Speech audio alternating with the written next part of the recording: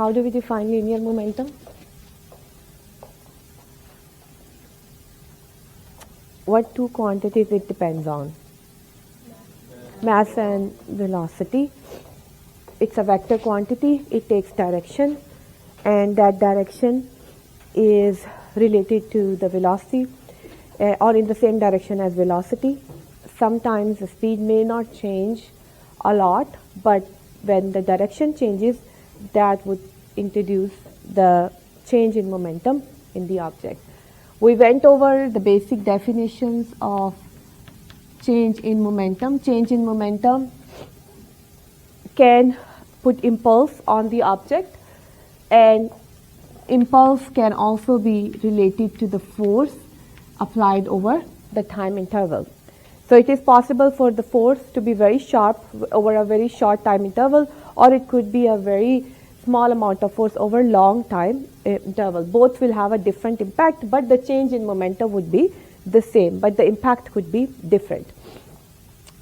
So change in momentum will take place whenever there is some interaction between two objects. According to the law of conservation of momentum,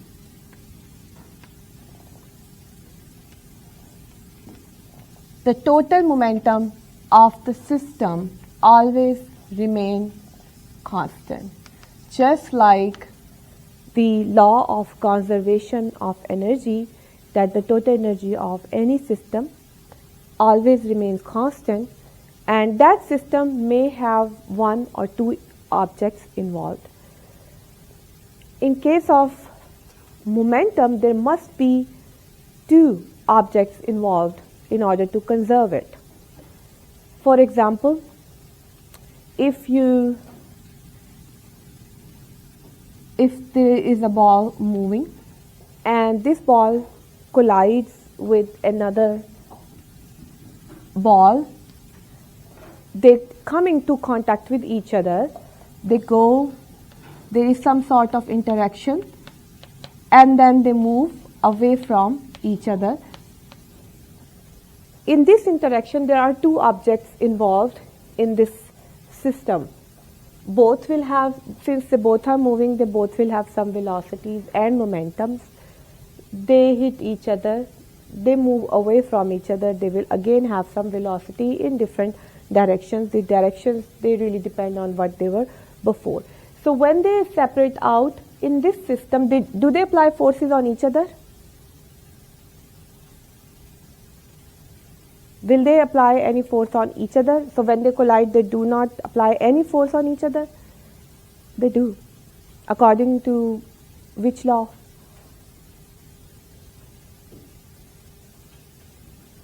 Which Newton law tell you if one object applies force on the other one will also exert force on the first one?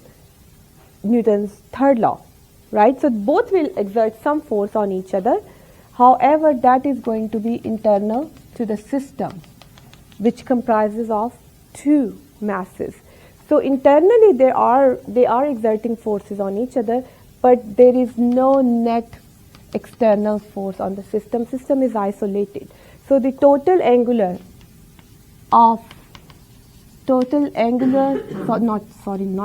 linear momentum of a system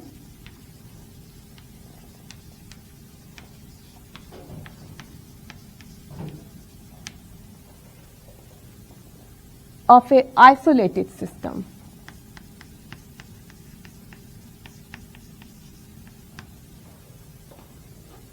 is always constant.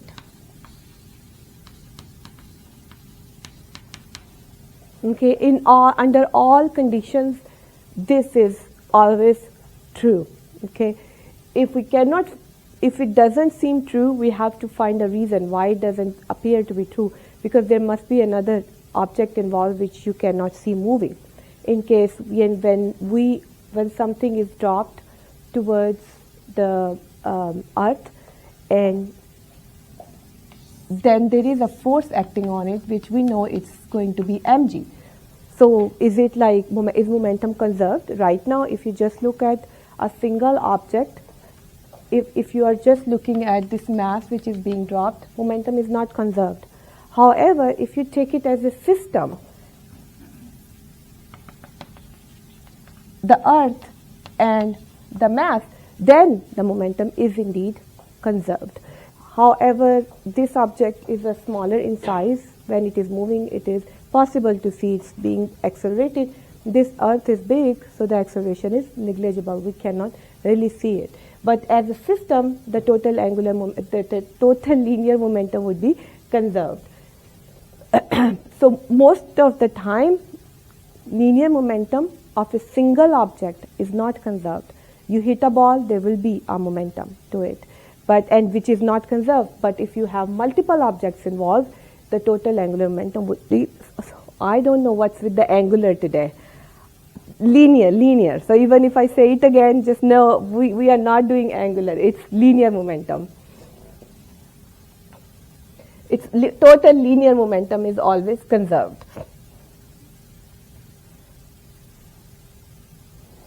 Do you have any examples in your mind for the conservation of linear momentum?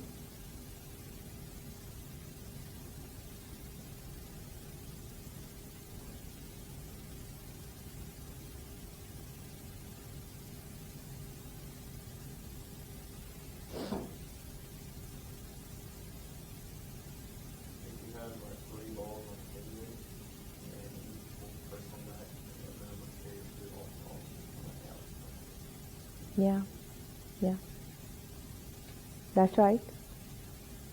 And that's called Newton's cradle.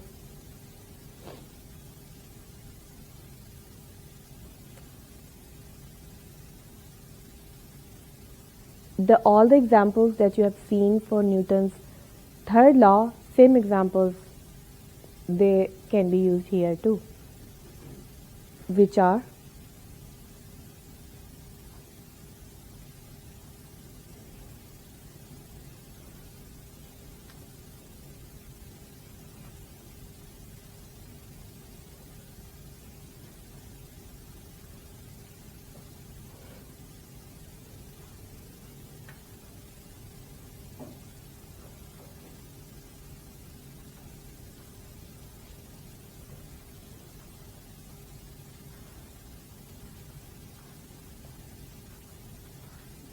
bullet is fired, gun moves backward, conservation of momentum.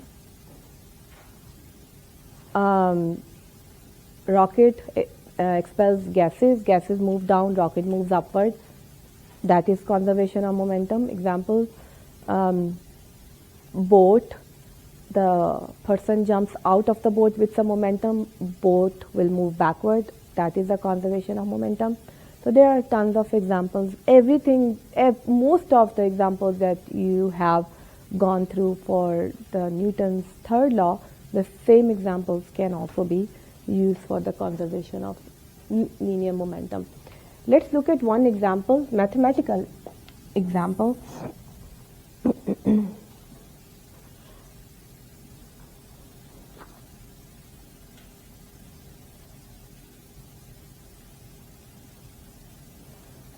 Calculate the recoil velocity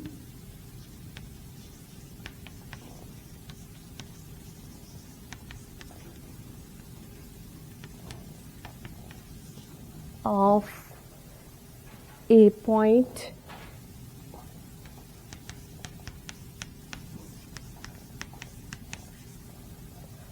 0.5 kg rifle that shoots a 0.02 kilogram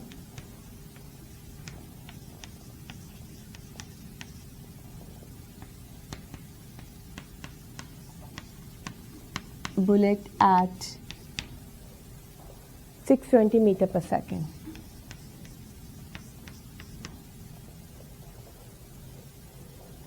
This is a simple example, mathematical example of conservation of linear momentum.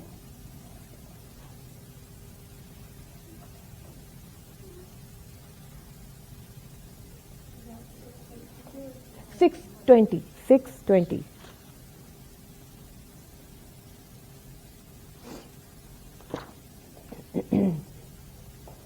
How do we go about the problem? So since the angular momentum remains constant before and after shooting, so P initial should be equal to P final. Correct? Because momentum does not change, delta P should be equal to 0. What before, what after? When the bullet is fired, just before the momentum and just after when it is fired.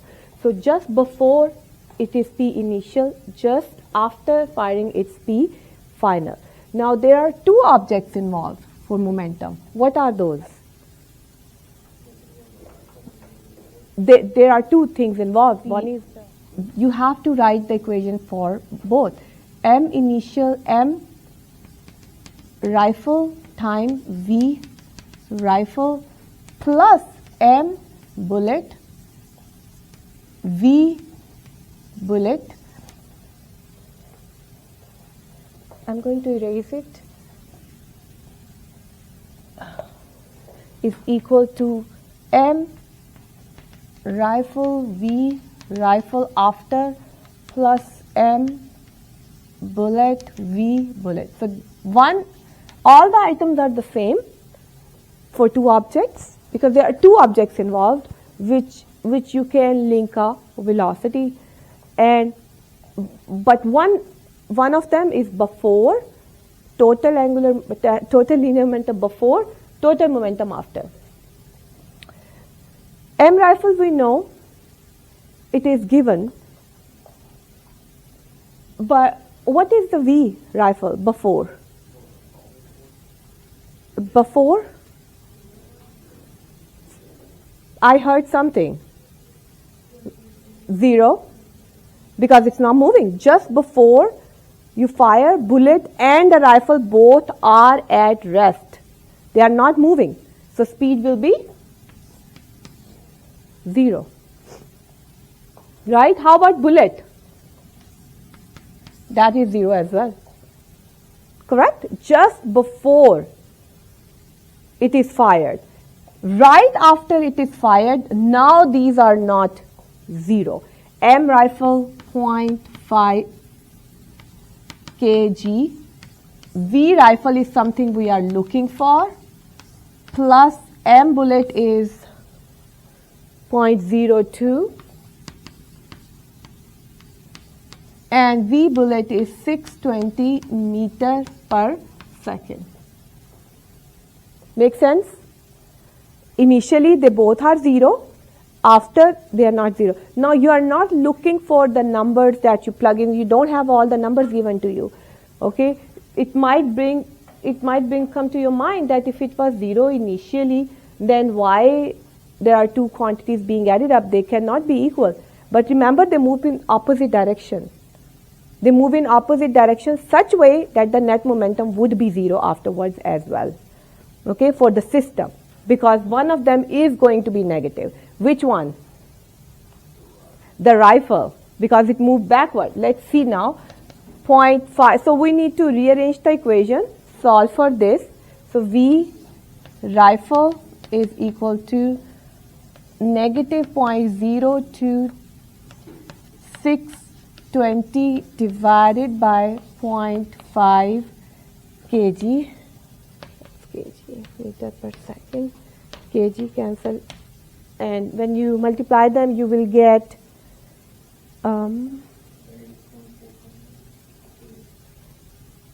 negative. Yeah. Meter per second. It's a lot.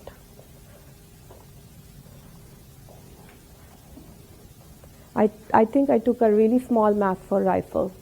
That's why the number is big. I will not expect a rifle move with the 24 meter per second. Anyway.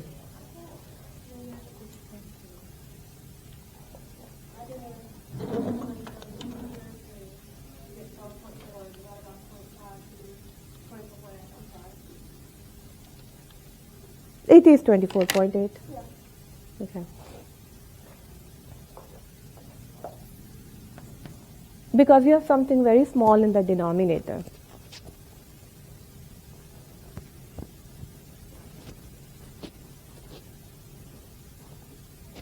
Yeah.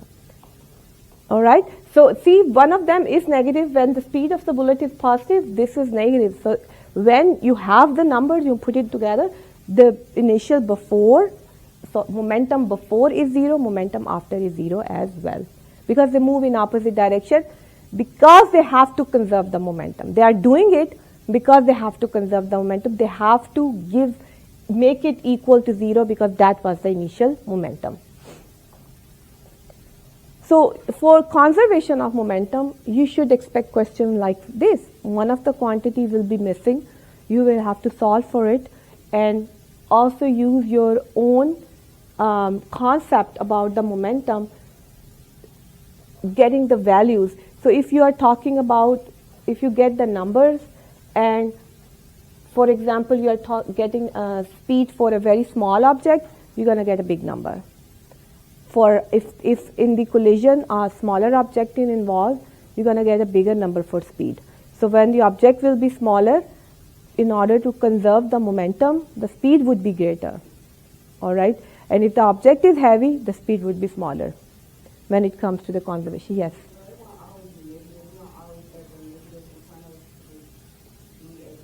Yes, the answer was negative. No, it depends. It really depends. But they should be moving in opposite direction in order to give the answer which is equal to 0 as it was before it happened. It is very much possible that you have been given with the velocity of the object which is moving to the left. Okay, and it's already giving to you that it's left. So you're going to use negative in there. When you use negative, your answer is not going to be negative. You will get a positive number. Okay, so it really depends. They should be opposite to each other. It really doesn't matter that it's always, is it going to be always negative? No, that is not correct. They are going to be opposite, yes.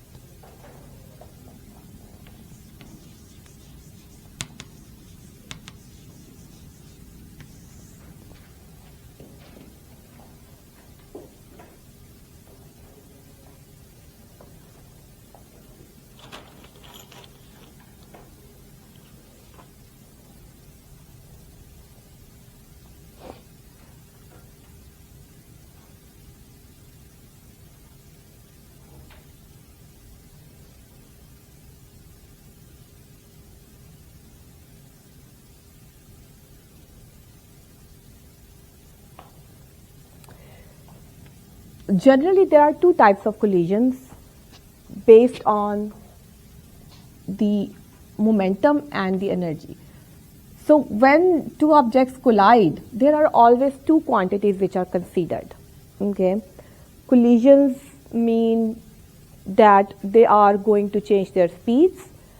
Masses, you will consider them as constant. We are not looking at the example where the mass is changing, and the quantities which are related to the speeds, momentum, and the kinetic energies of the system, they will be subject to change because they depend on the speeds.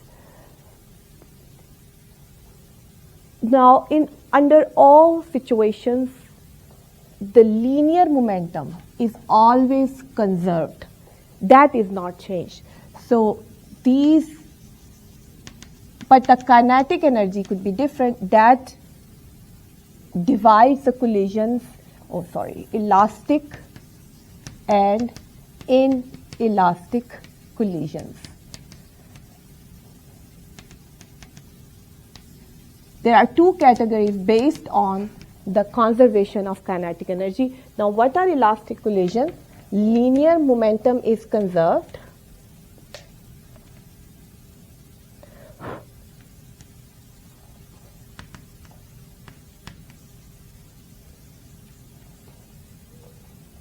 And kinetic energy is conserved too. Both are conserved in the elastic collisions. Okay, that simply means very little energy wasted. Whatever was the energy before the collision, that has been given to the objects afterwards too. Nothing is wasted in friction. In the second case, linear momentum is conserved.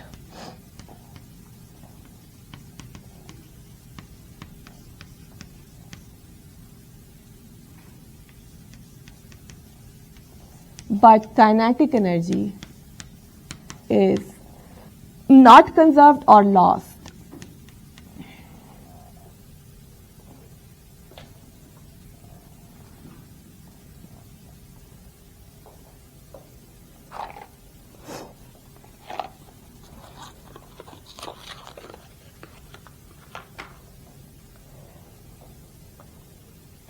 In real life, most of the collisions are in elastic collision. There will always be loss of energy somewhere.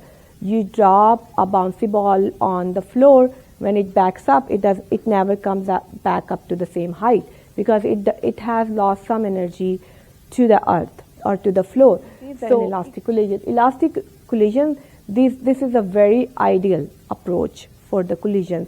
Only at the atomic level, where you are talking about protons, electrons, neutrons, in there you might experience the elastic collisions, but in everyday life most of the collisions are not elastic. So atomic collisions or interactions, they are considered as the perfectly elastic collisions, that they do not lose much energy, they do not come too close to each other that they will lose some energy, but in everyday life, most of the collisions that we observe, they are inelastic kinds of collisions. But in both cases, no matter what kind of collisions we are talking about, linear momentum is always conserved for both. But kinetic energy is the one which will, if it varies, we will have to calculate it. This would put it in the category of the inelastic collision. And if it remains the same or conserved throughout, that is the elastic collision. There are some mathematical equations that we can write for the elastic and inelastic collisions. In fact, for both. So if the collision is elastic, let me see what symbols I should use here. E1I.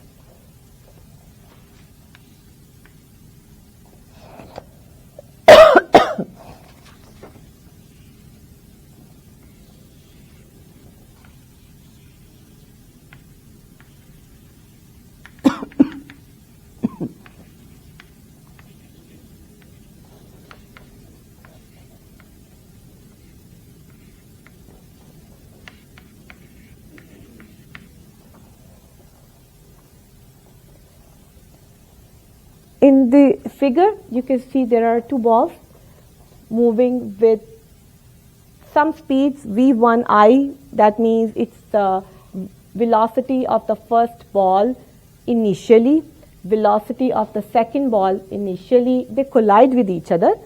Now, the only way they can collide with each other, this probably is moving slowly, this is moving faster, they can collide with each other.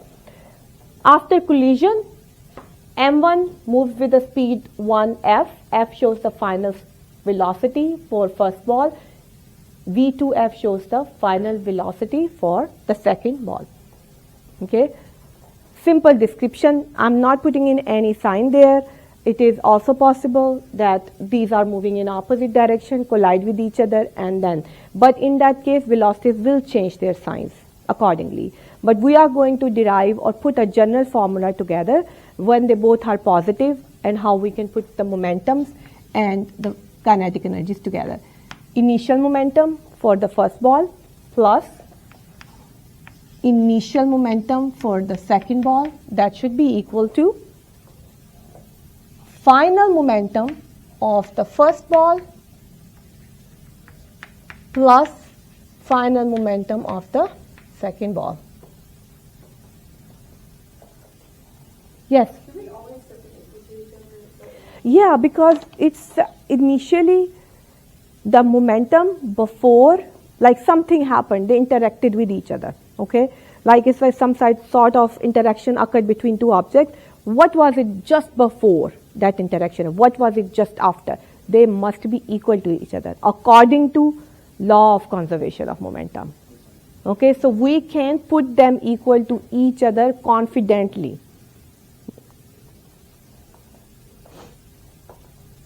What is this? How can we write it? So she asked a very good question. Why we can write them together according to law of conservation of momentum. Because according to elastic collisions, linear momentum is constant. So we can put the linear momentum together for both masses before and after, and they must be equal to each other.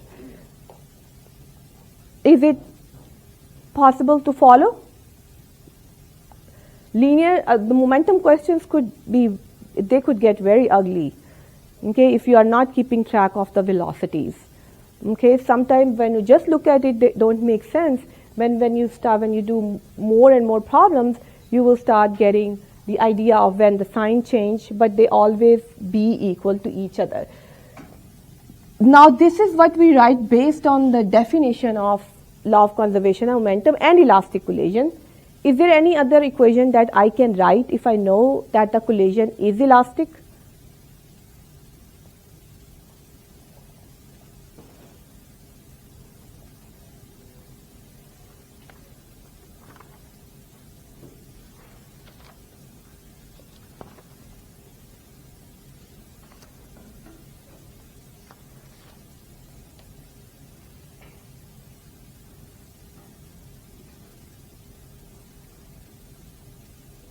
If the collision is elastic, what two quantities are conserved? Linear momentum, we already did that. What is next? Kinetic energy. So what else can I write here? What's the formula for kinetic energy?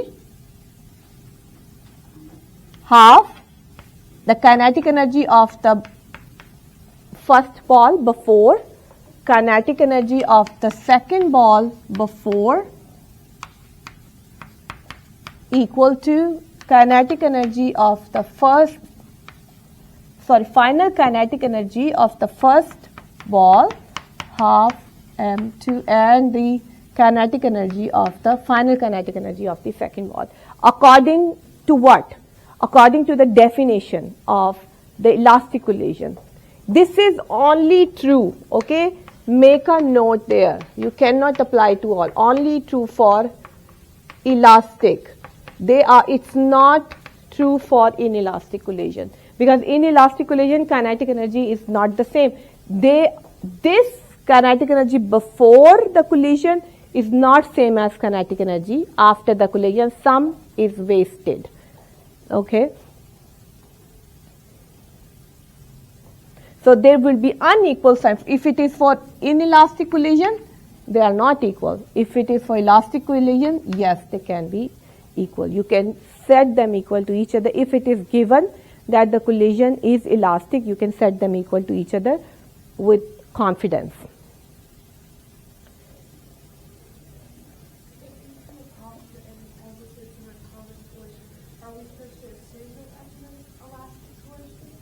Yes. Yeah. Yes. Unless, so you will see the problems are phrased differently when it is for an inelastic collision. Okay, it will mention something like energy is wasted as heat. So the fission process has occurred. It is at atomic level, but the energy is released in the process. So that means it's not conserved because some of the mass of the fission reactants has been converted into heat energy. So in such case, when you see something like heat is released, heat energy is produced, blast has occurred, fireworks cracked and the heat is released, that is the energy being wasted. Some mass went into that. It's not conserved. They're always phrased differently, or most of the time it's very clear just by looking at the problem. It will be given to you that it's the elastic collision. Good so far? All right. So this equation is true for both, for elastic or inelastic. It's true for both.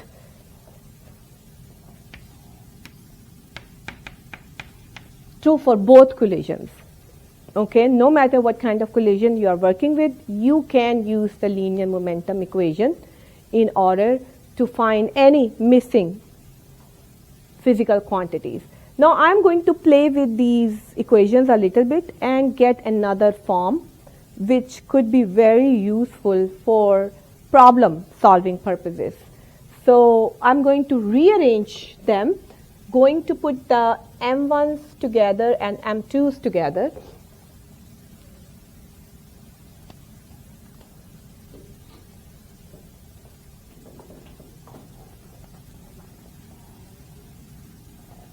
I'll write on this side. All right, so that's the next step. M1 would be equal to V1I minus V1F to M2 V2F minus V2I. What did I do? I just moved this to the left side of the equation, this to the right side of the equation, right? So V2I became negative and V1F became negative too. Make sense? Basically, I combine the same mass quantities together. I'm putting them together.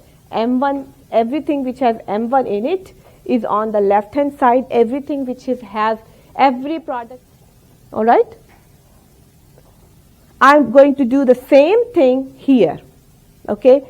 Keeping the product with M1s, half M1 V1 I square minus half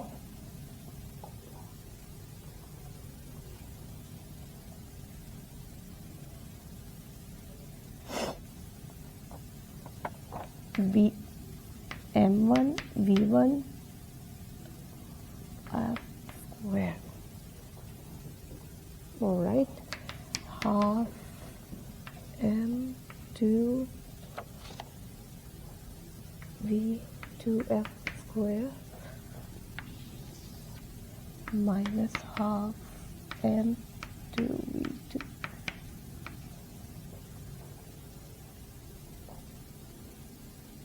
Did I miss anything?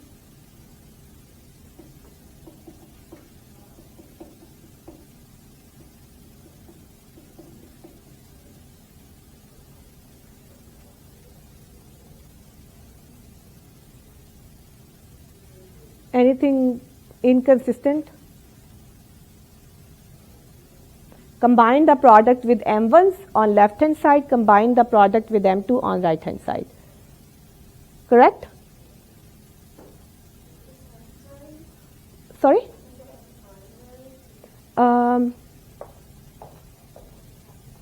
For which one? For the second one? If when this one goes to the right hand side, so it's going to be negative. When this one goes to the left hand side, so V2I would be negative.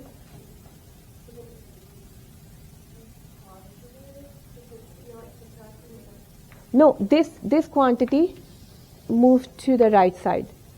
No, that's right. It's what I'm looking at. Say it again. It's subtracted. It's the sum between those two in the original. Here?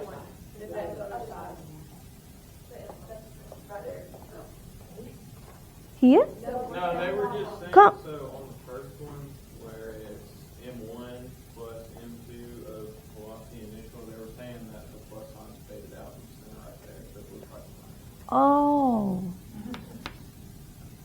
Thank you. You saved the day. But other than that, looks good. I woke you up. So that was my trick to wake you up. I knew from the beginning that the equation was correct. Okay, but I have to ask you. So one thing nobody has asked me yet, why half stays on both sides and is not cancelled yet? You can cancel it out, right? So that could go away. So your equation becomes, also I'm going to take M1 common. V1I square minus V1F square is equal to M2 V2F square minus V2I square. Right? I took M1 common, M2 common on the right hand side and the left hand side and cancelled half. So half is gone from the equation. Good so far? Who remembers this formula?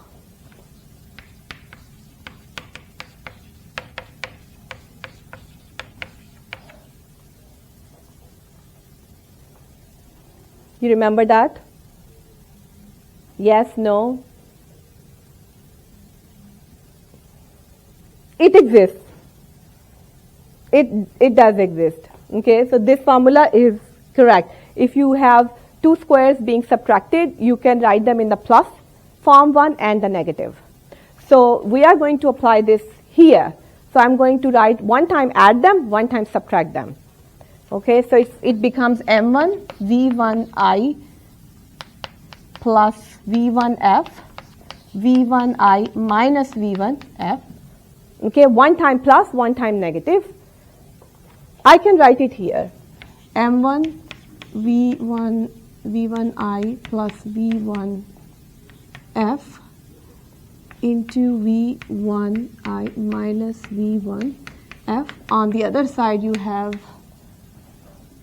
V2F plus V2I, V2F minus V2I. Right?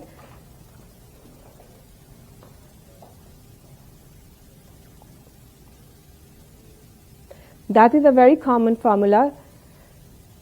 From my experience, I can tell once you learn about it, it never gets out of your head. I think I will die with that information.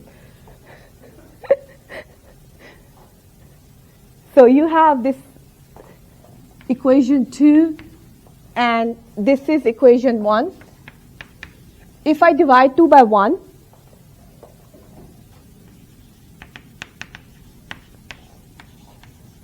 it puts me in, so I'm going to write directly the equation under it so that I can save a step. M1 V1I minus V1F. The other side is M2 V2F minus V2I. All right, so basically both sides, they get divided with each other, right? You have the smaller numbers in the bottom. This one gets cancelled. M gets cancelled.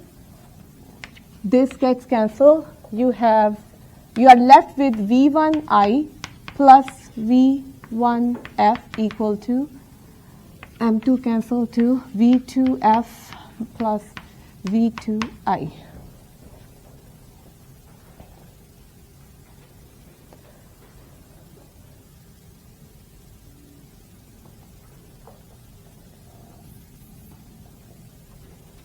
I'm going to put the initial ones together so that you can compare them with each other.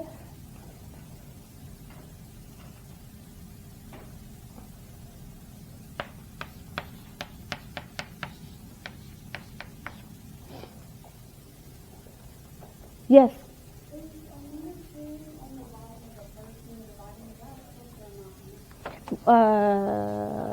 This one? This one is minus.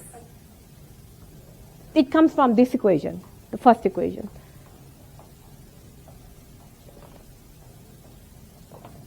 Two.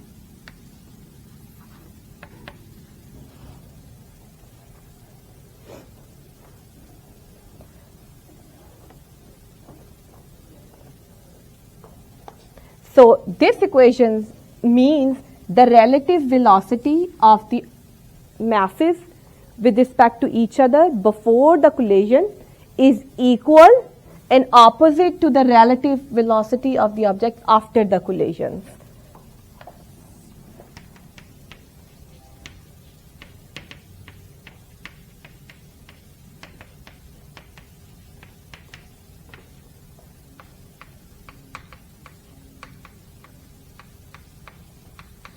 Before the collision is equal in magnitude and opposite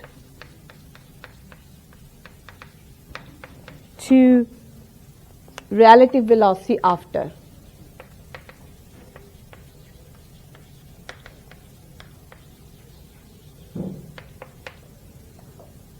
This is a very useful equation.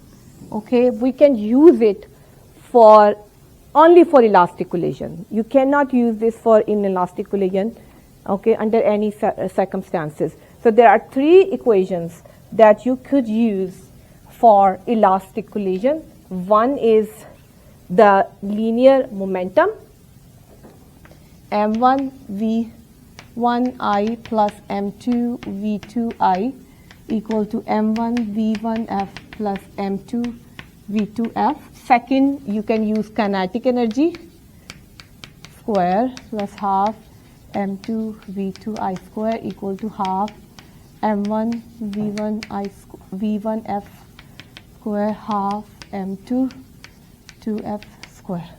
And the third equation is this, v1i minus v2i equal to v1f minus v2f and a negative sign.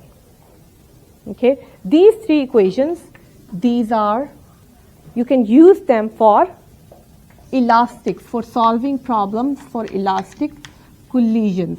Please write them together somewhere because I'm going to do the problems in our next class. Okay, so you should have them in front of you with the reasoning, proper reasoning that why are you using this. This is law of conservation of momentum. This is kinetic energy conservation that is based on the definition of elastic collision. This is related to the relative velocity, only applicable to these two, only applicable to elastic collisions. Okay, when it is not an elastic collision, you can always write this equation. All right, you can write this equation as well. You cannot just set them equal to each other. Okay, you can subtract them and figure out how much kinetic energy is gone into a different form of energy. Okay, so in next lecture, one problem for inelastic collision. Okay, and that would conclude the chapter.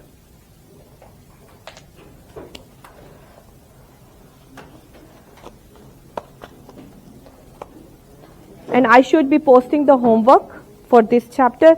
We will not have time to do a lot of problems in class for this chapter or actually for next chapter. So start working your homework once it's posted.